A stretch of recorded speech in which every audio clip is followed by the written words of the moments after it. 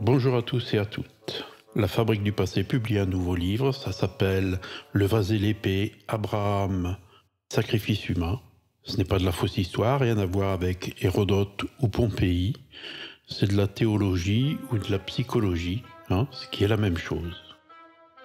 Mais si ça n'a rien à voir avec mon précédent livre, Contre-histoire le cas Hérodote, eh bien pour moi c'est beaucoup plus important, parce que la théologie, c'est la reine des sciences, et c'est finalement ce qui nous apprend à regarder le monde. Tout a été dit sur la Bible? Tout? Non.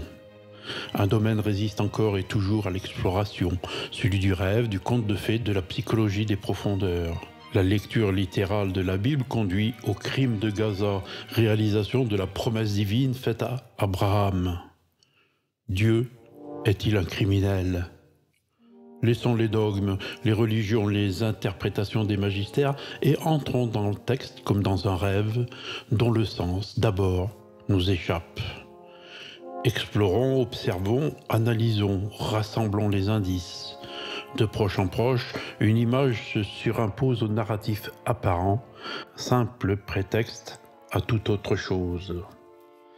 La lecture symbolique nous dévoile un enseignement de sagesse. Dieu est le maître de la vie et de la mort. Un texte crypté, oui.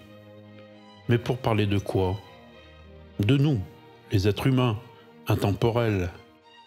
Alors en niant que le texte biblique ait la valeur d'un témoignage historique et en le mettant sur le même plan qu'un conte de fées comme Blanche-Neige ou les Sept Nains ou La Belle et Bois dormant, et puis en utilisant la méthode d'amplification de Jung telle qu'il l'a développée dans Métamorphose de l'âme et ses symboles, eh bien on obtient une lecture tout à fait originale du texte biblique. On redécouvre le texte, on y lit des choses insoupçonnées. Les religions nous ont conduits sur des fausses routes.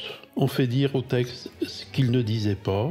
La Bible aujourd'hui est un texte à redécouvrir et c'est ce que nous faisons dans ce livre avec une lecture telle que vous ne l'avez jamais lue. Vous le trouverez sur Amazon au format papier et au format Kindle et vous verrez que c'est un livre qui va vous changer. Voilà, je vous remercie de votre écoute, je vous remercie de votre patience. Je vous dis à bientôt.